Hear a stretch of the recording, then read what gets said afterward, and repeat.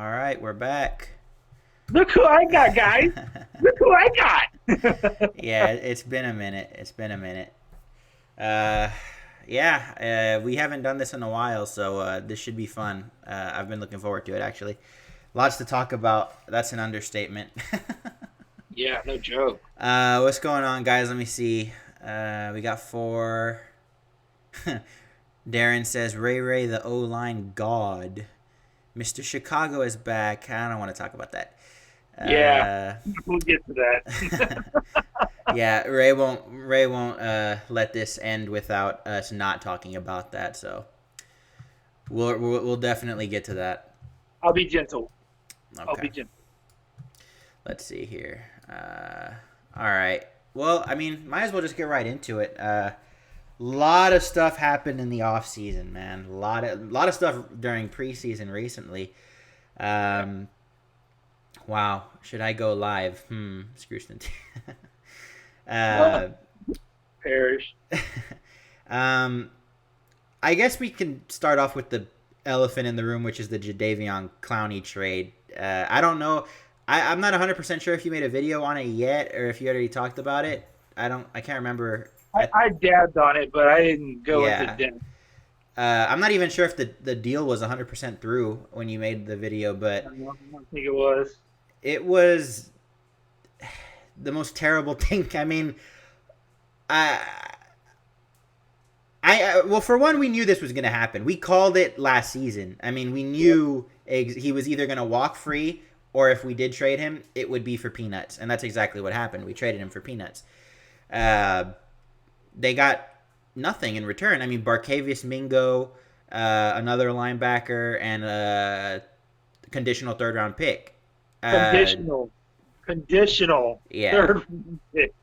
That part of the deal is what hurts me the most. yeah. But there, So, I mean, I much would have preferred them work out a trade with the Eagles to add O line depth. That's what I was hoping for because I got real hopeful when I saw Jadeveon actually wanted to go to Philadelphia. I thought that would have been a possibility. Um, I know when you and I were texting, you mentioned Dillard, which I would have. yeah, I would not say a bad thing about Bill O'Brien the entire season had that happened, right. but didn't I agree. happen. Didn't happen. Yeah. Yeah, so I was extremely disappointed. I mean, it was highway robbery, plain and simple. Plain and simple. What were your thoughts when you saw it? From someone who has been, and you guys know, the biggest JD hater, I guess you could say, even I have to be in awe of the stupidity that is Bill O'Brien. I mean, not only did you not get really anything on your return investment, you got a couple. You got one guy who was picked in the sixth round that showed promise. It is a speed rusher, but nothing more than that. Yeah. He's undersized, underutilized. He's third down package specialties at best. I'm talking about Jacob Martin and Martavius Mingo, who once played for the Patriots. Just throwing that in there as a little caveat. Just throwing that in there. Has been a career journeyman. Pretty much. Never lived up to his hype, and from his first round pick from his days at LSU, I know because I was an A&M guy, and we're very familiar with Bartavius Mingo. So, not only the players, but the conditional third round pick is what just chaps my ass. At the minimum, you should have got a second round pick for him. Yeah. So let me get this straight: the same team that you traded with Dwayne Brown, you got.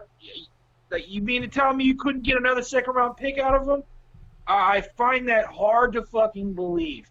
And Bill O'Brien is so about this mantra of practice hard, practice strong, practice like you play kind of thing, which is not bad in theory, but when you go overkill on a guy like that, this guy was your defense, one could argue. This guy, for as much shit as I gave him, the last 2 years, he showed me 2 years of production, 2 years staying healthy. And at the end of last season, I said, I really can't dog on JD anymore.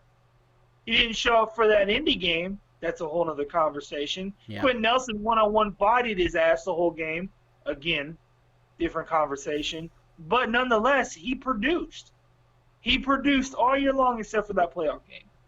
But there shouldn't be enough for me to just continue to hate. Like, the guy got fucked. And to his credit, he played Houston right. And good for him. Yeah. I am glad Jadeveon Clowney did what he did. Why? 2 reasons. One, he did what anyone would do probably in that situation. I mean, if it was you, you would do the same thing. If it was me, I would have done the same damn thing. What do you mean, trade me? Wait. Let me show you. You want me to play for you as a franchise tag, but you're willing to trade me? The fuck out of here. I would have said no. I would have said, screw that shit. I would have pulled an Evan Gordon. Fucking, hey, they'll trade me. I don't want to be here. Trim Williams, trade me. I don't want to be here. And basically that's what he did without actually saying it. Yep. So he played him right. Houston lost all their fucking leverage with this guy. They fucked it from Brian Gaine all the way to Bill O'Brien. I blame both of them equally. Yeah, the time to do a trade, I mean, they definitely could have got a lot more for him if they would have done it way earlier in the offseason, like way earlier, before the draft. As soon as the season ended, they should have been on the phone with people saying, hey, we got JD here. We have no intention of re-signing his ass. We don't like the way he practices, or we don't like the way he is. We want at least a second rounder, maybe a player, and we'll call it a trade. And they didn't do it.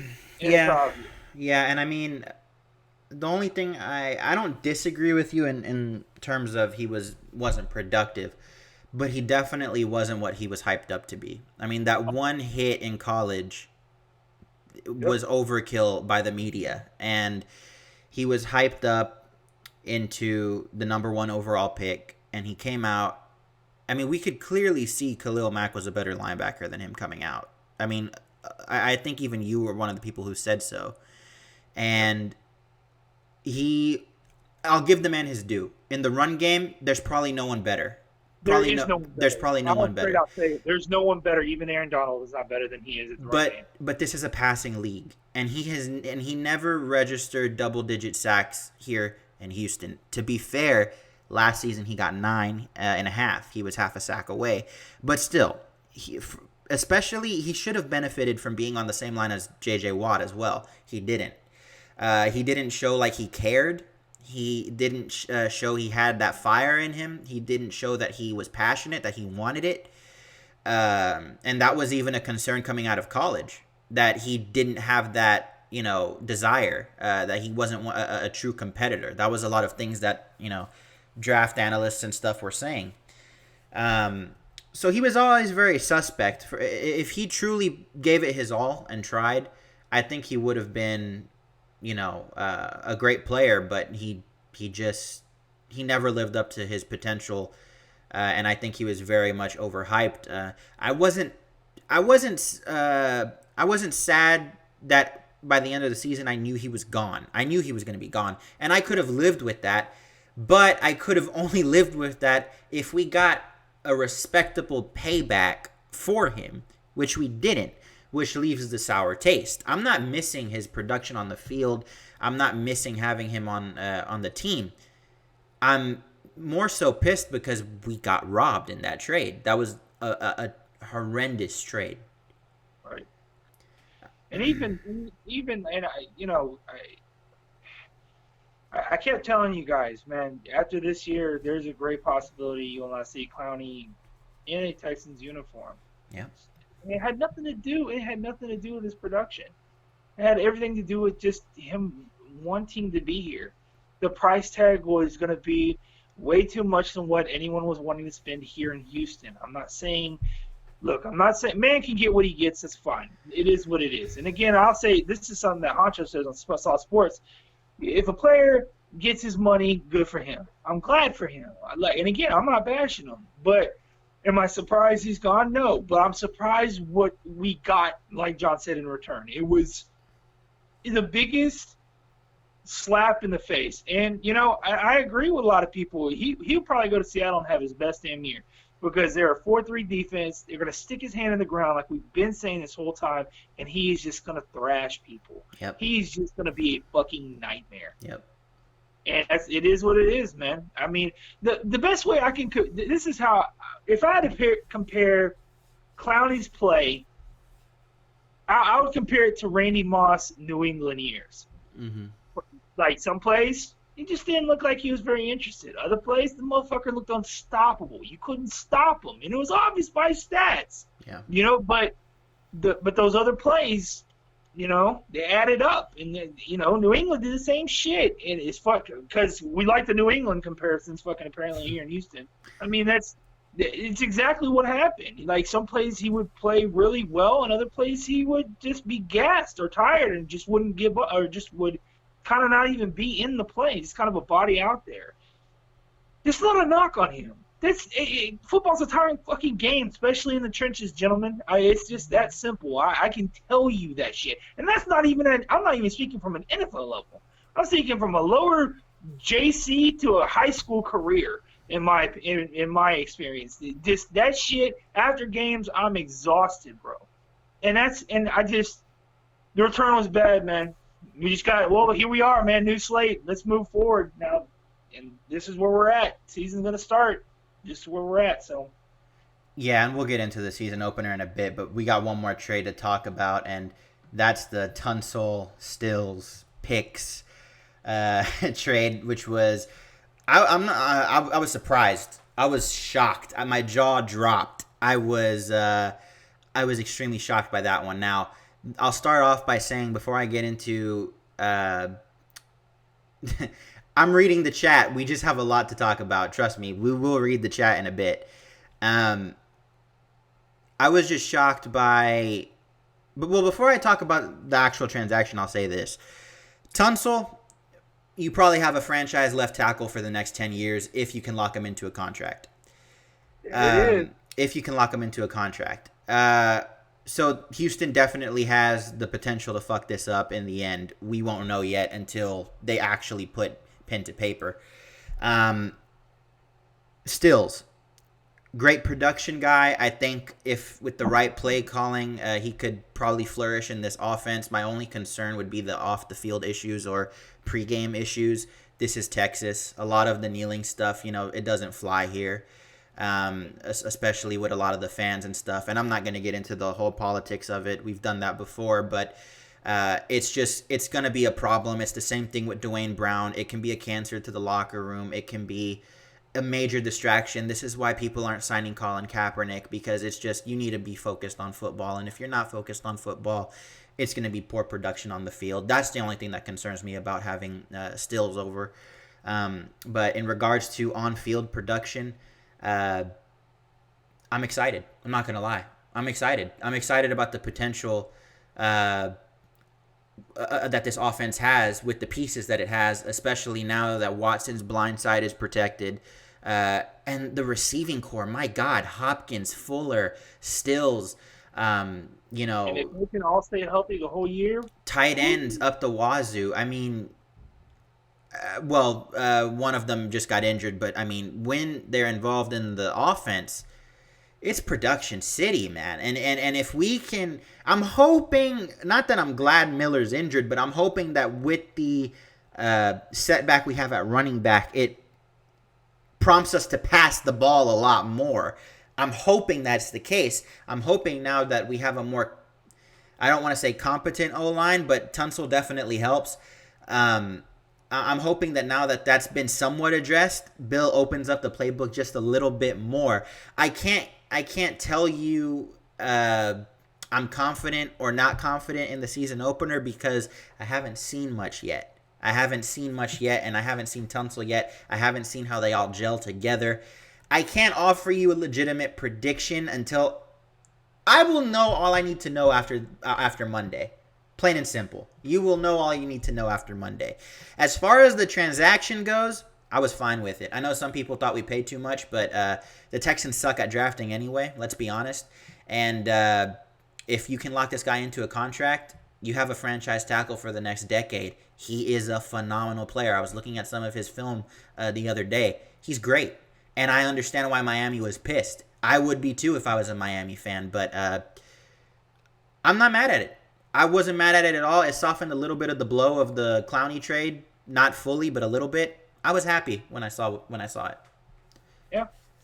About the trade itself, ironically, I did a video on this channel right before it happened. Unfortunately, my stream cut off because my Had McDonald's Wi-Fi going apparently.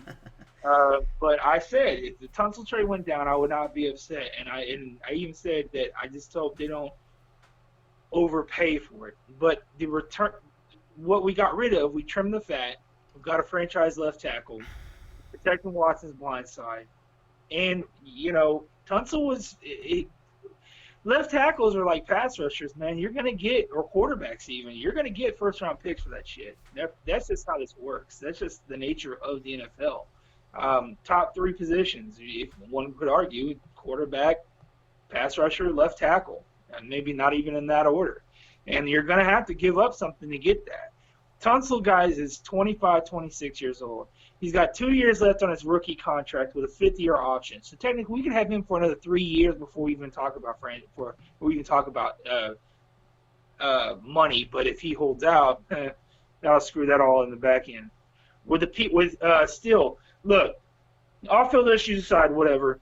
The production on the field. If Will Fuller goes down again this year, I'm not hoping he does. You bastard. Every year I say that he goes down. This year he's going to have a productive year. I'm not going to say that. This year he's going to do right. Okay? If for whatever reason he does go down, we have someone who can replace him as a solid number 3. Let's just be honest. Yeah. If Kiki can stay healthy, we got a good slot. Tight ends, yeah, again, out the wazoo. I forgot about Kiki. Good Lord, I didn't even mention him when I was talking about receivers. Mm-hmm. So, I mean, you got all the talent. Yeah. If you pass the ball, Bill, which you won't. You want to know how I know you're not going to? You want to know how I know your offense is still the run-first bullshit that you're going to do? Despite all the receiving weapons and quarterback and even receiving backs you have in the backfield, you want to know how I know you're going to run the ball? Darren Fells is your starting fucking tight end. Yep. That's how I know. He's your best run-blocking tight end, and he's not your best fucking receiving tight end. So that tells me, we're a run-first team, by God. And that, my friends, sucks complete balls. I hope the Duke Johnson thing works out. Hell, I hope the Carlos Hyde thing works out. I'm glad we got a masher back that can give us short yard. Like I said in my other video, I think he's a little more wide-eyed Alfred Blue 2.0. Like he's got the size, he can get those extra yards when you need him, and you like to run through the tackles anyways. Just for love of God, don't let it be 3rd and 1 and Duke Johnson's in the fucking backfield. Yeah. That's all. But I'm telling you right now, if Bill opens up the playbook, we're gonna see an offense in Houston that we ain't seen since those really good Schaub years where he's passed for almost 5,000 yards, and that is crazy. I'll tell you what, the one game that I'd like to point to that gives me a little optimism is the Eagles game from last year. That was a game where he actually called a decent game. I couldn't give him any crap about that because he actually opened up the playbook. They actually passed down the field, and look what happened. They had a high-scoring game. They got fucked because of a ridiculous penalty on Clowney, which was not, I remain to this day, was not roughing the passer. But yeah, I mean, if he has the potential, and Professor Trill, I agree with you. If you go back and look at the videos me and Ray were making last season, all of you guys hated us because we told you how this season was gonna end, and we were right. First round exit, and it wasn't even close. Bill O'Brien does suck. His playbook sucks, and the organization will be better when they move on from him. I'm just trying to be a little more optimistic because I'm hoping the guy's not stupid enough to continue to make this a run-heavy offense with all of the aerial weapons you have on that roster. But he is 100% stupid enough to do it. But I can't say anything until Monday night because, like I said, I'm trying to give him the benefit of the doubt. Last season, Watson was banged up. He had a shitty line. He had a punctured lung at one point. And my conspiracy theory on that was maybe he's just reining Watson in a bit because he knows he's hurt. But I don't know. This season schedule is tough. It's not easy. I don't have us above 500 as it stands right now. I don't. If he opens up the playbook, that might change. But for now, I don't have us above 500 this season. I don't either. I don't have us near 500. Honestly, I'm talking 511. Danny said, "I swear, I swear, if we become the first team to lose to the Saints in Week 1 in 10 fucking years, I'm gonna commit suicide. Oh, homicide. Sorry. Yeah, well, sharpen your blades or load your gun, bro, Yeah. because I mean, there's a great possibility it's going to happen. I have a question for you, John. Yes, sir. What do you think about the Texans depth chart? And I'm going to speak specifically about a few things. Okay. I'm talking specifically about Fell starting at tight end, Mm-hmm. Lonnie Johnson being the fifth corner on the depth chart. Fifth, Yeah. bro, fifth. Yeah. All right. Let's see who else. It was Angelo Blackson getting the nod at the other defensive end. Yeah. And stuff like that. Like, what do you think? If my son wants to make a cameo, yeah, buddy. So what do you think about that? The defense is already suspect as it is with the starters. I mean, I don't know what to expect from this defensive side this year. Depth is terrible. I'll be honest. I mean, horrendous. And I'm not expecting much at all from this team. Like I said, until I see what we do Week 1. But as far as depth goes, man, I mean, I think it's pretty bad. I don't get a lot of the decisions made. Tight end is tough because we didn't really see much production from them last season anyway. They were mostly used to block, but it all depends on if we can open up the playbook, man. The playbook it's everything. O'Brien literally has this team in the palm of his hands. It's up to him. We have the talent to make a promising run. I won't say Super Bowl run because I feel like the defense got a lot weaker this offseason, but we do have the pieces to make a solid playoff run, and I'm excited for that. But it depends on the play calling, man. All of it depends on the play calling. But as far as your question about depth, I'm not thrilled at all. I mean, I think we're heavy on the starters, and after that, man, it is what it is. Preseason, we didn't look great at all. I was at the Rams game, and that was atrocious. Webb looked terrible, and now he's hurt. McCarron, I don't even know what McCarron's status is. I don't know if he's going to be available for backup Week 1. Yeah, like, I don't know. I can't say anything until Week 1, like I said, but my hopes are just way below right now.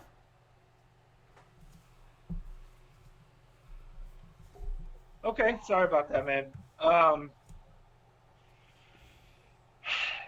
I don't understand why Nick Martin's starting at center.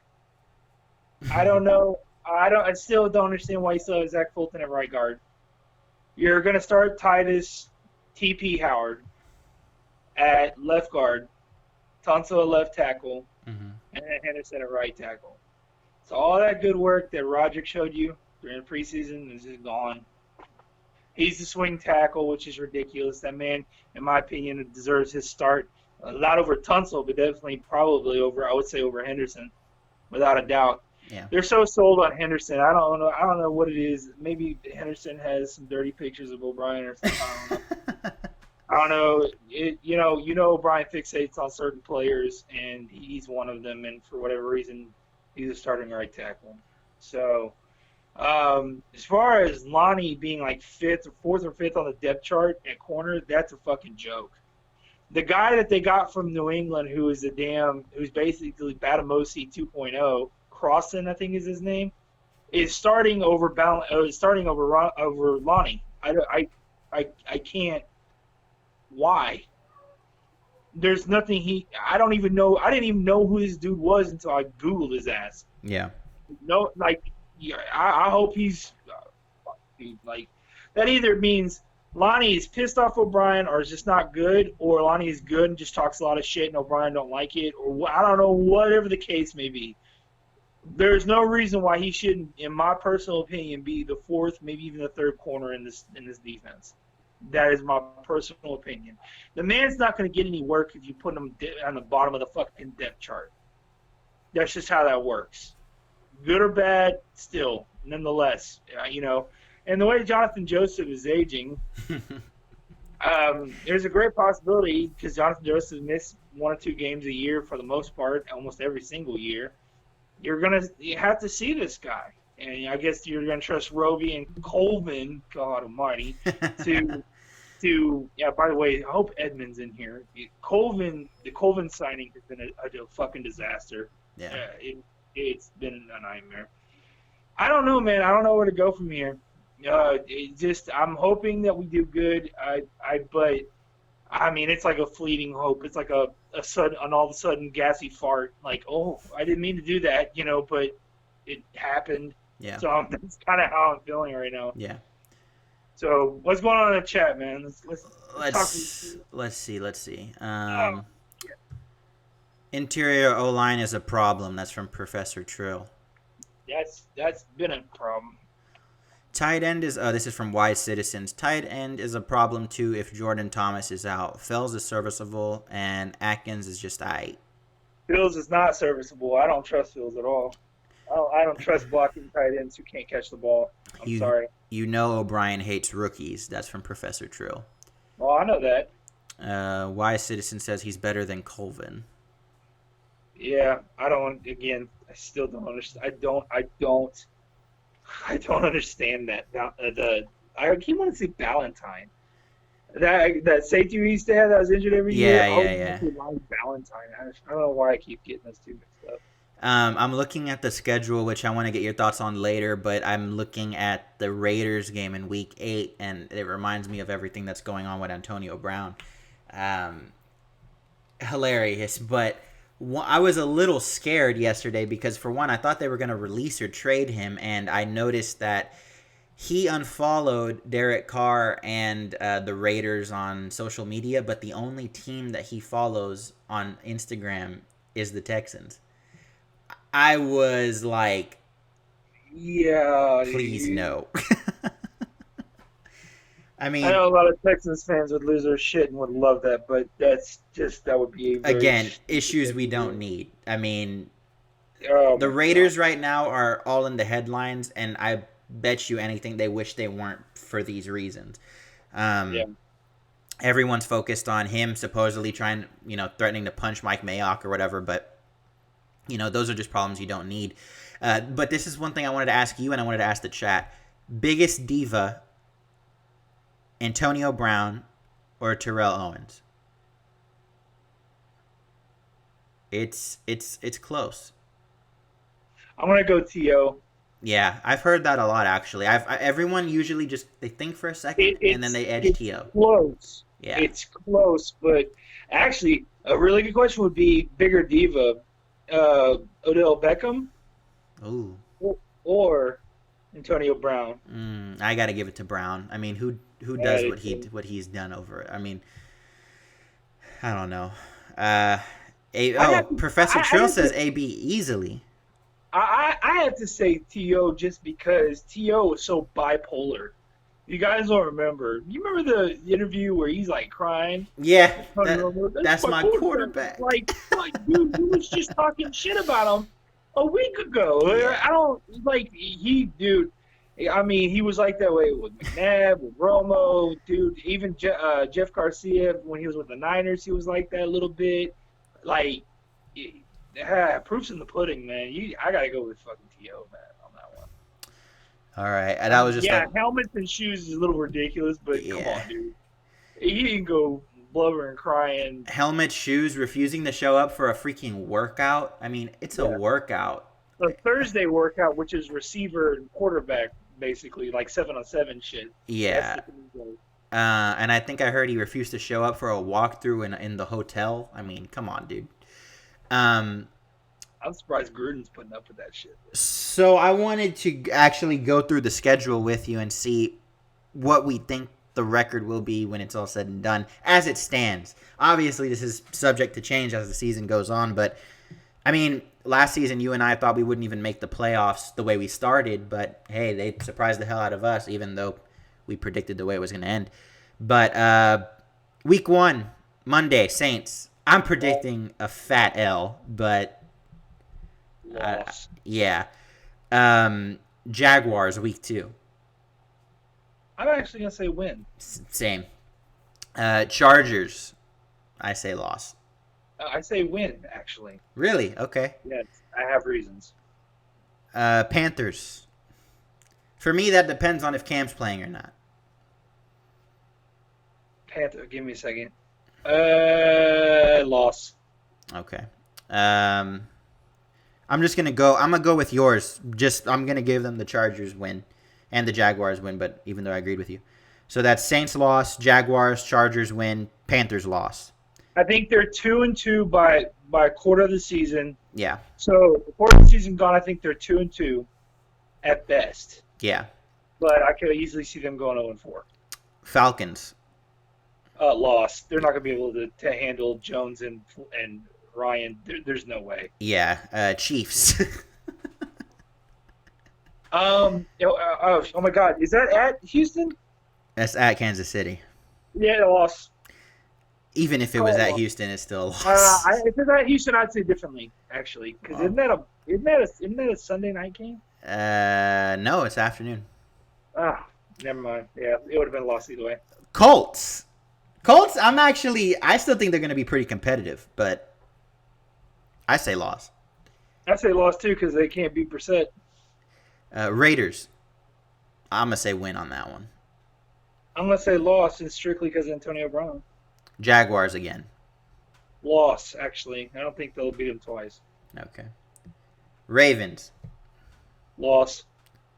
Colts I think again. I think they'll have no answer for the quarter. I forget his name, dude. Off the top of my head. Lamar Yeah, Jackson. I think they have no. Even if they know it's coming, if Clowney was still on the D, I think a little differently because I know he's got the speed to probably keep up with them, but they have no one on that defense that can keep up with them. No one. Colts second game. Win. I'm gonna say win. November 21st. Yeah. Patriots. Loss. Broncos. Loss. Yeah. Titans. Loss. Bucks. Win. Titans again. Loss.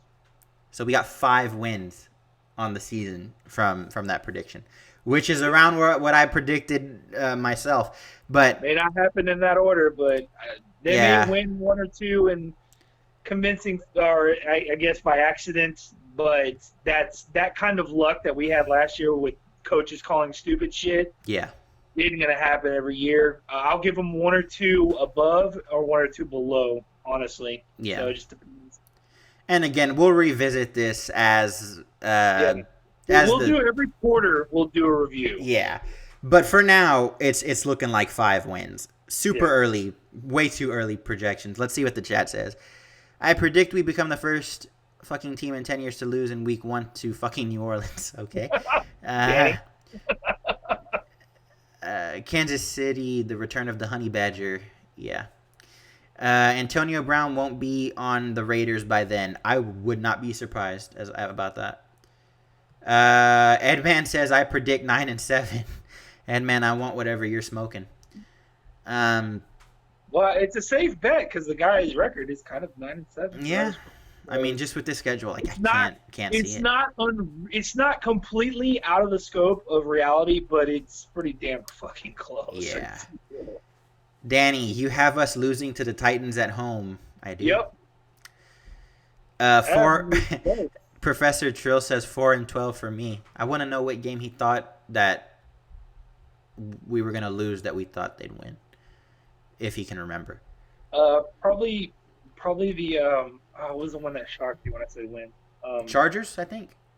Yeah, probably. Yeah, I actually kind of think we lose that one too. So I don't know. And you said you thought the Chiefs game would be different if it were here. Yeah. Why is that? I think there'd be something. I thought it was a Sunday evening game. I thought it was a primetime game. I just thought it'd be a little different, but I don't know. Something about Mahomes beating Watson just doesn't sit right with me. Yeah, I don't know either. But you see, mentioning Mahomes and Watson, let's get it out the way. That game last night was that was disappointing. The only thing I'll say about I wasn't convinced that it was a boring game. I liked the defensive game that it was. I was pretty entertained by it. Montgomery, that running back for the Bears, Montgomery, I think is a beast. I thought David the Montgomery, I, man. I thought the play calling was atrocious in the first half. Trubisky looked absolutely terrible. I think the Packers defense is being way overhyped today after that game. I think they were just a result of a shitty offense by the Bears. I don't really give them too much credit for their defensive performance on that one. The biggest thing that I loved about that whole thing was the fact Aaron Lynch looked just like J.J. Yeah, Watt. yeah. I Holy don't know if you crap, guys saw dude. that. Ray sent me a picture, and my God, he looked. Uh, I'm not the only one. That's the meme that's kind of being flushed around right now. Like, I mean, he had the arm brace, the number. He even looked a little yoked like JJ does, standing up and shirt half untucked. Dude, like yeah, it was fucking uncanny, man. yeah. I was like, what? But This is even stupid. though my team lost, because I know you guys know I'm a Texans fan first. Bears are my second team. I have two teams. It's always Texans first, though. Um, even though my team lost, I'm just glad football's back, man. It felt so good to have football back on TV. Regular season football back on TV. Um, Yeah. Danny says, we will not win a divisional game this season. Mark my motherfucking words. Well, I that's wouldn't be surprised. It's possible. The only thing I would say is we might split with the Colts. yeah, Uh, might. maybe. Yeah, that's a big maybe. The Jaguars, they're going to be iffy with Foles. It depends on what kind of Foles we see this season. Yeah. And just again, man, I'm not feeling this defense at all. Not feeling it. Super suspect defense. So, John, my question to you, since let's just get it out of the way, since I'm a Texas A&M fan and you're a Clemson fan, Yeah. tomorrow is the day, my friend. What are you thinking? You think a Clemson, blowout or another close game like it was last year? close game. Close game like last year. Uh, but I think Clemson wins it, obviously. But I can't wait. I can't wait. That's going to be It's gonna such be a a good game. good game.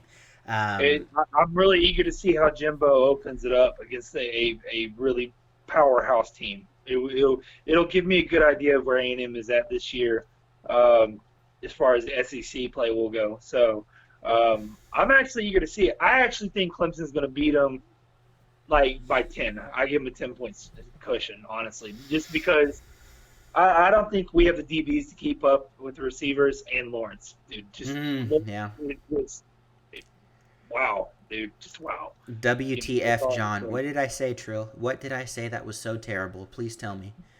Um, yeah, I'm excited for that one. I'm excited for that one. I'm excited. Yeah. Another game I'm excited for is Pittsburgh and New England.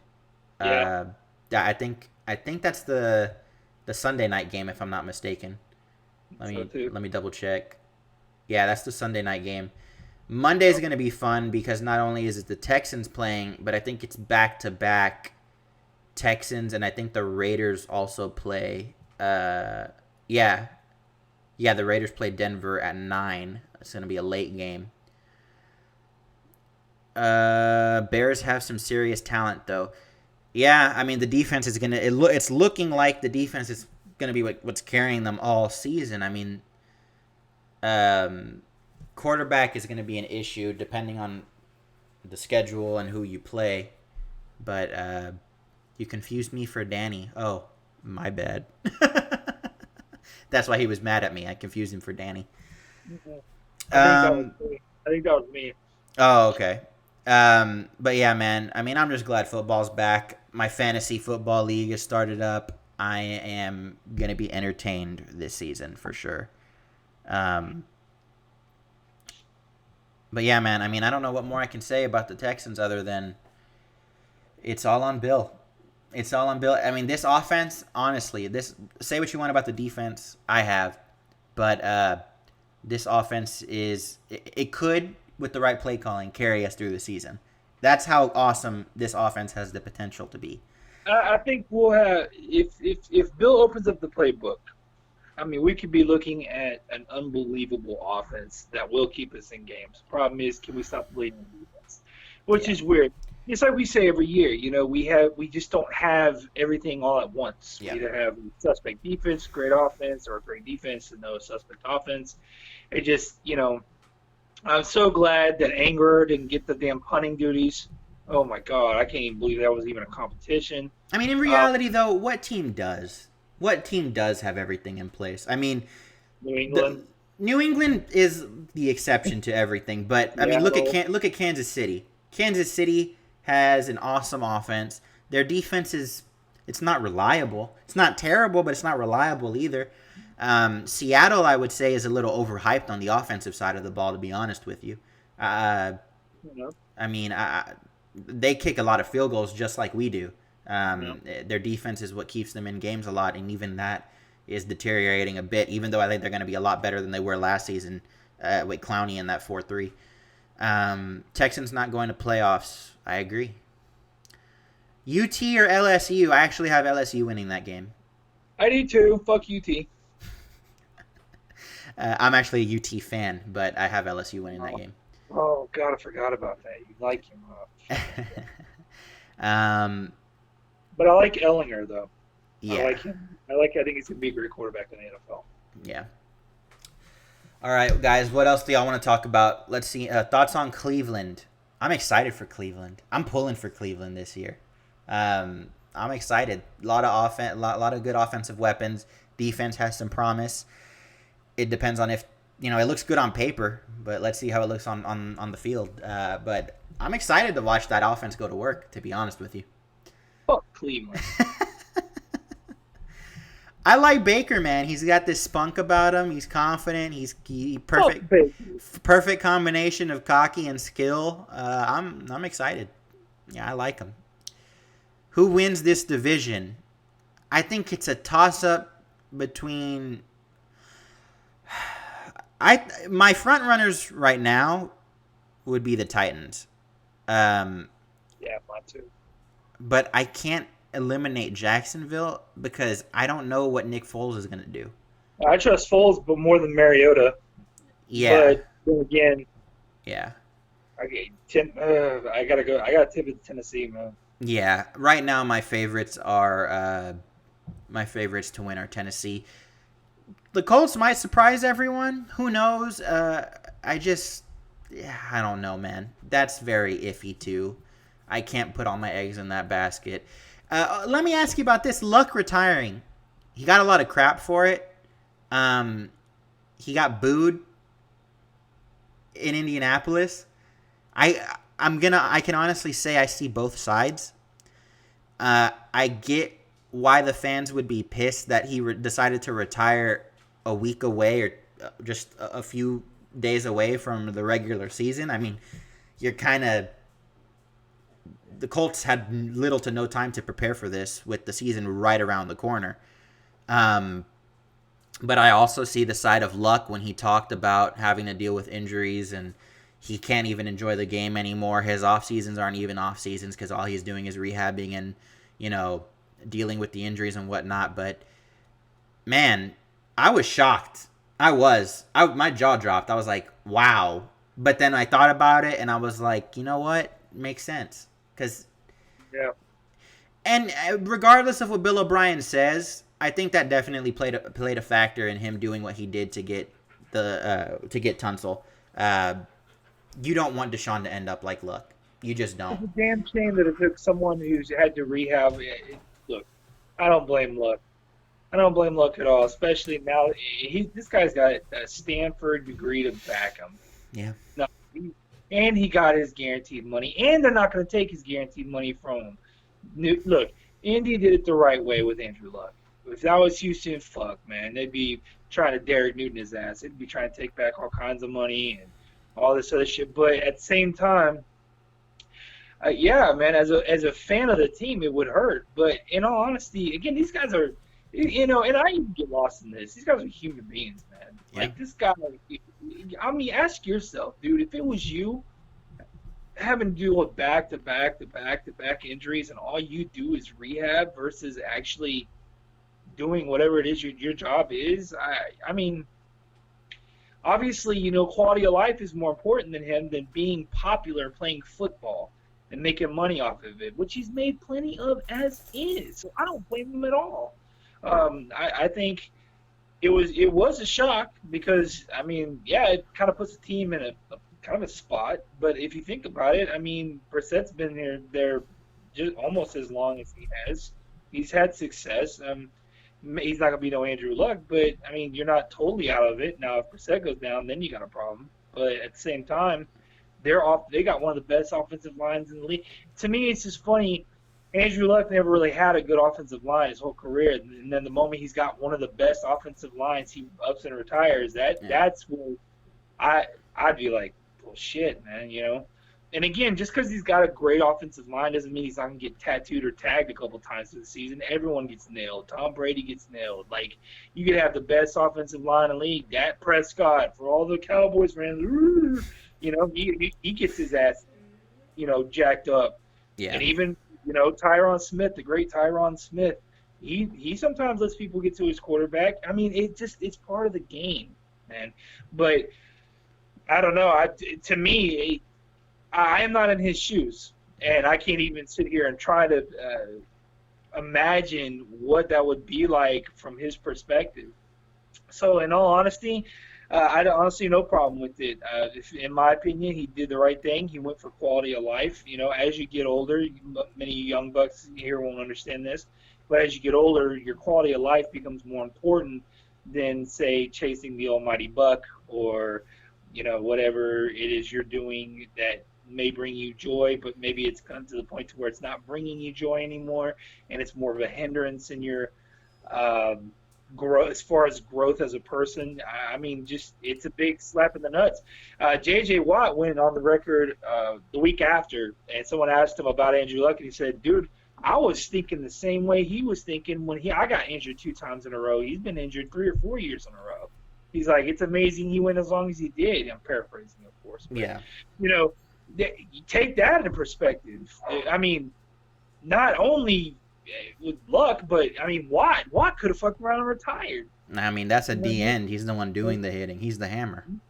That's the crazy part. So just again, we all as fans have to remember that these people, they're people underneath those helmets, dude, and that you gotta, they get paid to entertain me, but in all honesty, if it's gonna make them brain damage or want to kill themselves, something like that, I don't want that on any individual ever. I don't care if you're my worst enemy or my best friend.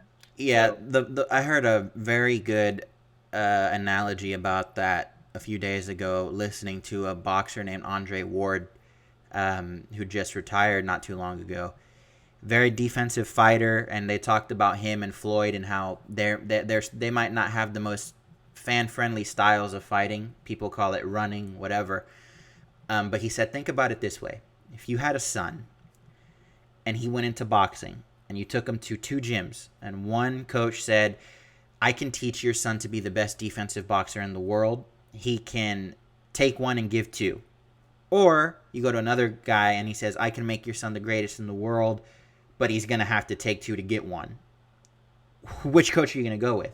Obviously, You're going to choose the coach to coach your son, who's going to preserve, his way of life. You don't want him slurring his words when he's older and talking and whatnot, and brain damage and CTE, and you see these guys killing themselves. And I mean, I know this isn't really the same thing, but Chris Benoit, the wrestler, when he killed his family and killed himself, they did the autopsy, and they said that this man who was like 40 years old had the brain of a 90-year-old Alzheimer's patient. I mean, that's insane. Junior Seau, same thing. And the man actually shot himself in the chest so that way his brain could be studied, because he knew something was wrong with himself. I mean, it's insane, and we're just now seeing the effects that CTE has on you. Look at Jim McMahon. He needs to wear sunglasses all the time because the man, I mean, his eyes are super sensitive to any kind of light. Troy Aikman too. I mean, I don't know. Y'all ever watch Troy Aikman when he's like doing announcing? He'll kind of slur off. Yeah. Mid sentence, dude. Like, it's like, dude, whoa. Where's Yeah. this guy? So I mean, again, quality of life, man. That's all I can say. I'm trying to think of anything else big that happened in the AFC South, or anything big in general that kind of just threw me off. I think we pretty much covered the basics of it. How about that? Josh Allen looks like a fucking animal, and he's going to be a problem for the next 10 years. Yeah. He's looking. Oh my god. Yeah. Oh my! You guys know how I feel about Alabama players. He is a fucking beast. That guy is. Ooh, he is fucking Aaron Donald esque. That Yeah. type shit. And I don't use that lightly. That motherfucker is going to be insane. Um. But yeah, man. Let me see. Anything else in the player from the Chiefs that killed himself in front of the? Oh yeah. What was his name? Oh damn it, dude. It wasn't Derek Johnson or something like that. That was the other. That was the guy he started next to. Yeah. Crap. What was his name in the chat? I know someone's gonna remember it before we do. Oh my god, what's that dude's name, man? Chiefs linebacker who committed suicide on at the stadium in front of Romeo Crennel was there trying to talk him down, wasn't he? Yeah. Yep. Acting head coach at the time, I think. What's the guy's name, bro? I'm sure it's gonna pop up in the chat in a second, but yeah, that right there, that was a disturbing story to read. I remember when that came out. That was sad, man. And I think he had either killed his wife or his. I think he killed his wife beforehand before he did that, because he thought she was cheating on him or something like that. Something crazy, man. Yeah. Yeah. Um. Anyways, well, John, it's good to have you back, man. Yeah, it's good to be back. I miss doing this. It's just life is busy sometimes. Fuck the Giants. You had one job. All you had to do was take Josh Allen, but no, you grabbed Daniel fucking Jones and let Jacksonville take Allen. Yep. What are your thoughts on Dana Holgerson and U of H football? Have not followed that story. Can't tell you. James, maybe you know something about that? I think I saw a commercial about it on the news. I just haven't looked into it. Is he talking about the product on the field, or is he talking about like the locker room mojo? No idea. Because the product on the field is lacking. It'll get better, but it's lacking. Hopefully, it gets better. I like Hoverson, by the way. I think he's a good coach. I don't keep up with them too much, but I'll watch them when they're on. Let's see. Anything else in the chat? Who cares? Luck retires at 29. Brady claims he'll retire till he's 50. I think he said he wanted to play till he was, what, 44? 45? It was in the 45-50 range. Yeah, I don't think it'll be 50, but I mean, I wouldn't be surprised. How old is he now? 41? 42? 42? I mean, I could see him playing another 2 seasons, maybe not as elite as he, I definitely think. think. And we say that every damn year, and he ends up being a badass still. It's fucking unbelievable. Yeah. Shit. 42. He's 42. That's insane, dude. Yeah, 3 more years. I can easily see him going another 3, though.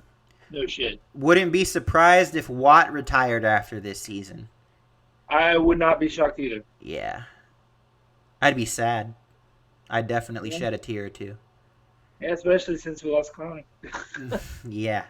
Then we have absolutely no defense at all. Then we don't have draft picks to get back. It's like, fuck, dude. And how many J.J. Watts are there, really? Yeah, well, he shocked us all last year. That's for damn sure. I didn't think he'd be nearly as productive as he was last year. How many sacks did he have last year? 15, 14, somewhere around there. It was up there. It was up there again because we were saying he would probably get just at double digits. Yeah. At the start of the season, and he had a phenomenal year, man. We wasted Watt's prime. Yep. It was 16 sacks. I hope Sonic don't give those boring ass slushies when we win. When we win. Well, the good news is we won't win a lot, so you won't have to worry about it. Yeah, there won't be many slushies to give out. That's so depressing, bro. What Like was you your can't go favorite? into the fucking season optimistic. That kind of I think that's what fucks me over more than anything is I can't even be optimistic about it because not only that, not only just this season, but the next seasons after, we're fucking lost picks, dude. Like I granted, I get it, losing a first rounder for Tunsil, it was a high price, whatever. I get it. All right, I understand. But the conditional third rounder from Clowney just fucks us all up, dude. Just like I don't even understand. So when they say conditional, does that mean like their compensatory pick or their actual third round pick? I think it's I'm gonna have to look into compensatory. that because that because if it's conditional, that means it's compensatory. Yeah, I think it's So compensatory. they would have two third round picks, one for Danny, Danny, Danny brings up something that is like completely out of left field for me, but he says we wasted Andre Johnson, which I agree with. But what one thing I'm thinking of is Andre is currently, I think he's Bill O'Brien's assistant, right now. yeah. That's what he's doing. If in some weird alternate universe we make it to the Super Bowl, how would you feel about for one play them dressing Andre and letting him out on the field trying to catch a touchdown in a Super Bowl game? Kind of like the longest yard, where the coach Oh, dresses out, goes out oh, there. dude. I would love that shit. Are you Me kidding too. me? It would be. That'd He be could probably amazing. still. He probably still fucking do it too. Yeah, Andre still looks like he can go. I'm yeah. just being honest. Like I'm like, that's a big motherfucker, dog. That Like Andre is I a man I'm for I'm man, dude. I'm not gonna lie. If the Texans won a Super Bowl, probably gonna cry. If Johnson catched a touchdown pass in a Super Bowl game at that age, my childhood hero, watching him, growing up as a little kid, I will do definitely. one better.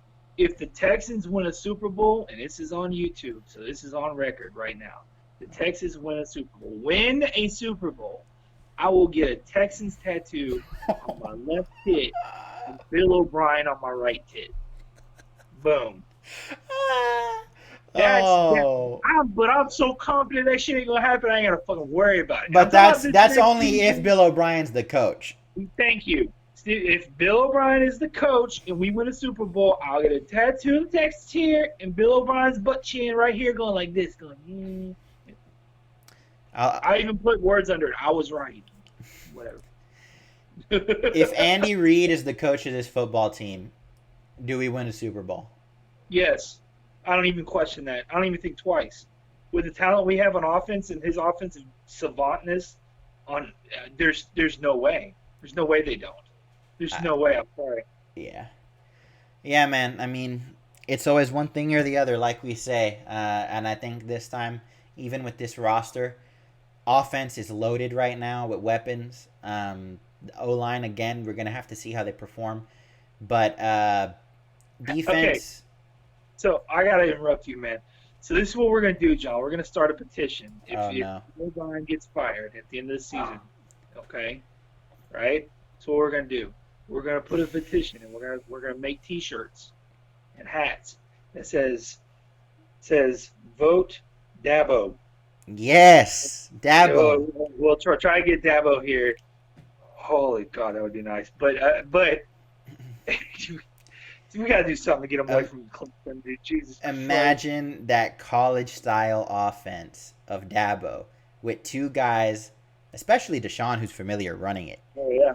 Yeah. But Like if fucking Hopkins too. exactly, But exactly. like, dude, just draft Clemson dudes, get Dabo, and you be straight. Yep. It's like that'd be crazy, man. I'm not gonna lie. I 100% believe, and I'm not exaggerating. I'm not saying this because I'm a Clemson fan.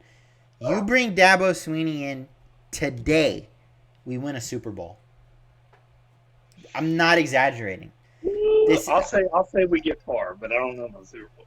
I Anyway, I think we win a Super Bowl and we are top 3 offense in the NFL. all right. So I'm gonna make since everyone knows I'm all about offensive linemen, all right. And even though we don't have a high draft pick in the first round, I'm gonna give y'all a couple of I'm gonna give y'all a couple of offensive line prospects to watch this season. Barring injury, that's the key. barring injury, there's two guys you need to watch. And one of them, it comes from a school that does not produce very good pro linemen. But this guy, I mentioned him last year. Terrence Steele from Texas Tech. Look him up. Number 78.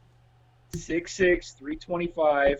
The only knock I've really got on him right now is his technique sometimes gets suspect when he gets tired. But other than that, the guy is really, really good. Really good. I would keep an eye out for him. And the other guy, oh, fuck, I just had his name and I just lost it. Damn it. Fuck, man. It's a lineman from, oh, jeez, I just lost his damn name. It'll come back to me. While you're thinking about that, Danny says if Bill wins the Super Bowl, you should get a Bill O'Brien beanie. Danny, you and your beanies, man. You concern me. You really do concern me, bro. So, oh god, I'll make a video about the other offensive lineman that I'm thinking of, but his name just escapes me. God Almighty, he's a good guy. He's a good player too, man. He plays for Georgia. Fuck, what's his name? Right, he replaced Isaiah Wynn. See if anyone in the chat remembers it. Anyways, just in the chat if you know what it is, just let me know. But you said a different school, but Denzel McLeod says Tristan Riffs from Iowa. He's okay, but I have issues with him in his run blocking. Again, coming from Iowa, that's saying something. I won't just, by the way. Yeah. It's kind of weird for me to say that guy can't really run block. He's from an Iowa line that produces solid run blockers all throughout the NFL. That's kind of weird to me. But anyways, I'll do an O-line prospect video. Just, you guys know how I am about the offensive line. I'm telling you, watch out. Terrence Steele, Steele, 78 from Texas Tech. Watch him. He has been a starter for 4 years, and he hasn't missed one game. Okay. One game. Oh, he says, I think you mean Andrew Thomas from Georgia. I think that's his name. The guy, wow. Ooh, wow. Okay. That's all I'll say. Just good Lord. I'll do a video about it, but I think that's his name, though. That guy is fucking... So we're just over an hour now, so we'll wind down on this. Since it's game day Monday and I'm going to need something to eat, and I know you guys explode over food stuff, best barbecue in Houston. Oh, God, dude. Let me see the chat explode. Best barbecue spot in Houston. Let's hear it. I don't know. I'm trying to think for me what I would say. Ray, I'm pretty sure you got some good places to pick from. Man, I'm trying. There's one that has this pulled, it's like a pulled pork sandwich, but it's pulled beef. Oh my god, it's like a beef tri-tip, saucy, pickly, oniony. Oh god, it's just like a Hawaiian sesame bun. It's good Lord. It's fucking incredible. I'm trying to remember the name of the place. Man, it's near Katy, man. Danny, if we sign Dabo, we need to change the Texans logo to take off the star and put the Clemson paw in place of the star. Bro, I gotta ask you, bro. Hey, Don, we called it Houston Roughnecks, bro. Oh yeah, that was one of the names. I looked at that and started rolling. I was like, XFL. Yeah, well, that was one of our top 3 names that we were talking about. Yeah. Tell me that shit was crazy. I was like, what? And what I find funny about it is that they took the old Oilers emblem with the Houston Texas colors. It's like, what? It's fucking perfect. I would rather have that logo than the Texans logo. It's perfect. The H comes up with the top. Oh, dude, it's fucking. I saw that and I went, oh my god, are you shitting me, man? We need to be in marketing, dude. We're in the wrong fucking. We're just in the wrong profession. You know what? Professor Trill brings up a good point, and I'm not gonna lie, this is true. He says white people, and I'm not white, by the way. I'm Hispanic, but it says white people can't judge barbecue. Gotta depend on the black folk. He said, "Yeah, I said it." LMAO. Not gonna lie, the best barbecue I've ever had was at it's right here at this Home Depot. This guy has his little trailer out in front of it, and he serves it out of there. He sells it out of there. It is the best, and James, I'll send you the location privately on on Facebook if you ever want to try it. It is the best barbecue, and it is a black gentleman. He owns the trailer. It is the best barbecue that I have ever had in my life. Is it hot? Is it spicy? It depends. He has a lot of stuff. Like he has grills of just overflowing, and he's sold out by 11 in the morning. Damn. All right. Yeah. Send me that shit. I'll go. Yeah. I would give you my pick, but it's a white folk. It is delicious. It is delicious. It is a good pickup for Texans game day morning. That's for sure. Yeah, man, send me that. I'll look that up. Bro. I'll definitely send you the location after. The Houston Roughnecks are the best football team in Houston. This is an example of a franchise who knows what it's doing. We don't even know the players that are on there. We don't know the coach. We don't know the GM. Oh, well, the coaches are the GMs in this one. How funny would it be if Andrew Luck was the head coach? I was gonna bring that up. I don't think contractually he can do it till like 2021, but I could see him being some kind of coordinator or coming out to play football for them or something like that. That'd be hilarious. Oh my god, bro, that would be fucking beautiful. I would love to have him as a coordinator for the Roughnecks. I would too. That'd be awesome. I gotta tell you, if the XFL if they were fucking smart, Peyton Manning would be the head coach of one of the teams. Ooh, yeah. If they were smart. I think Peyton Manning's making way too much money doing his ESPN Plus show. The money thing. That's the issue. They can't pay him more than ESPN because he's doing a lot of stuff for them right now, and he's doing a lot of commercials. No. Andre Johnson wins the XFL Super Bowl as the Roughnecks coach. He works for the Texans right now. Not many. Yeah. I mean, I could see maybe. I don't. Oh, Brian Urlacher.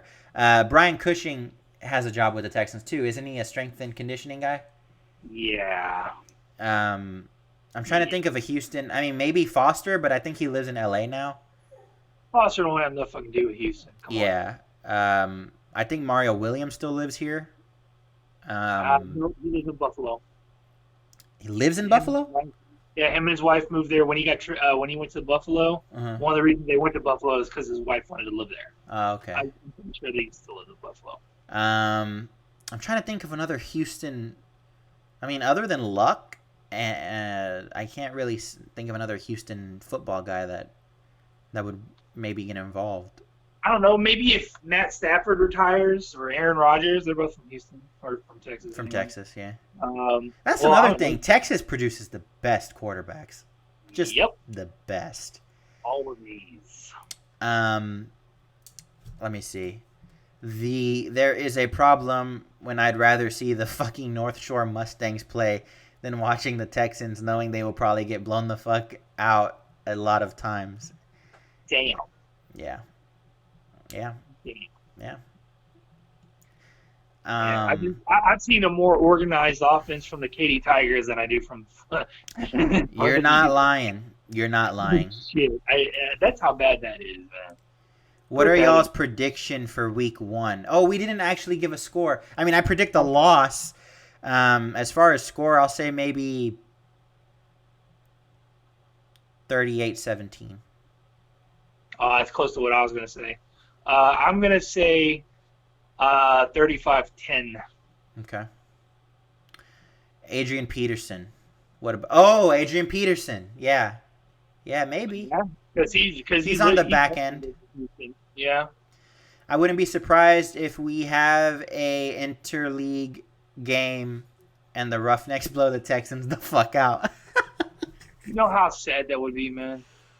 Actually, I was looking at something earlier. That's so sad. I think Houston has one of the highest paid practice squad quarterbacks. Not familiar with his name, but I think he's either the highest paid practice squad quarterback or top 3. But I would love to see how some of those practice squad things go with the defense. I wonder if there's just some embarrassing stories that haven't been told. Man, I tell you what, man, XFL comes around, those practice squads are going to get real slim real quick. Oh, thank you, Professor Trill. The Chiefs player who killed himself was Javon Belcher. Oh, yeah, that's it. Yeah. Yep. Y'all's expectations for the Texans are low. Yes, they are. Yeah. I honestly, like at this point, if you are defending Bill O'Brien, hey buddy, if you're defending Bill O'Brien, you gotta have a screw loose or something. Like, the proof is right there. It's so evident. He does not know what he's doing. I don't even now, before everyone was saying, oh, y'all are being too hard on the coach, whatever. Look at the comments on Facebook now of every Texans anything. Bill O'Brien. Everyone's opening up their eyes to the fact that this man's a problem. He's a problem. Yep. Whether you want to admit it or not, the proof is there, man. No, I know, Danny. That's just the first thing that came to my head. D-Love, sorry, not Danny. Imagine if Andrew Luck pulled the ultimate douchebag move and joined the Patriots as soon as Brady does his retirement speech. I'd be pissed, actually. Yeah, I'd be pissed about that. Yeah, I'd be pissed. I don't care. I don't care if he's not in our division anymore. That would be rough. All right, guys. I think we're gonna wrap it there. We're like pushing on an hour 15, but definitely gonna do this more. I can't tell you how frequently, but more now that the regular season's here. But I can't wait for our first show after Monday because oh man, there's gonna be a lot to talk about. So this year, guys, Ray's gonna do a different format for his the way he talks post game. I'll give you 3 things that I liked, and I'll give you 3 things that I hate. That way, it's nice and even and kiltered for all you sensitive biatches out there. All right. So watch the first 3 good things be terrible things that leave you optimistic that Bill will get fired, and that will be the twist to make it a good thing. John, shut up. Shut up. Damn it. Fuck it. Now it's out. Now John just ruined it for everybody. No, hey, we didn't talk before the show. We just hit play. I swear. Yeah. So I promise you, I will do 3 and 3. I promise. I will, even if it's an abysmal shit-stained game, I will do my very best to make sure I give you 3. Danny, repost the sandwich comment. I didn't see it. Sorry, James. Just know that one of my positive videos will probably be, well, one of my positive comments will probably be about an O-lineman, and one of my negatives will probably be about an O-lineman. So, I'll have a 2 and 2 then, I guess, because everyone knows because I am every game more scope locked on that particular position than any position out there. You know what? Let's end it on this. Bold prediction for Monday. One ridiculous thing that you think might happen. I'm gonna say defense allows over 400 yards offense. For Texans offense gets 400 plus? No. The defense allows the Saints over 400 yards passing. Oh, I thought you were gonna go positive on that. Okay. Yeah. No. Oh, I'm so sorry. My prediction: Houston wins 28-6. That's my bold prediction. You think they hold Breezes Christ to 6 points? Bold prediction. Bold. That is bold. All right. Okay. Oh my God! Can you imagine if they do actually pull off a win? How many people are gonna be singing Bills? They're gonna be licking his butt chin, dude. It's gonna be bad. If he opens up the playbook and proves to be somewhat competent, I don't care. I said we shouldn't have signed Bill when a year earlier he banned his defensive player at Penn State for stealing a $6 sandwich from the school cafeteria. I mean, whatever. Yeah. I'm not going to touch that one. That's a whole nother podcast. But, all right, guys. We'll see you after Monday. Hopefully we have something positive to talk about. Yep. See y'all. See y'all later, man.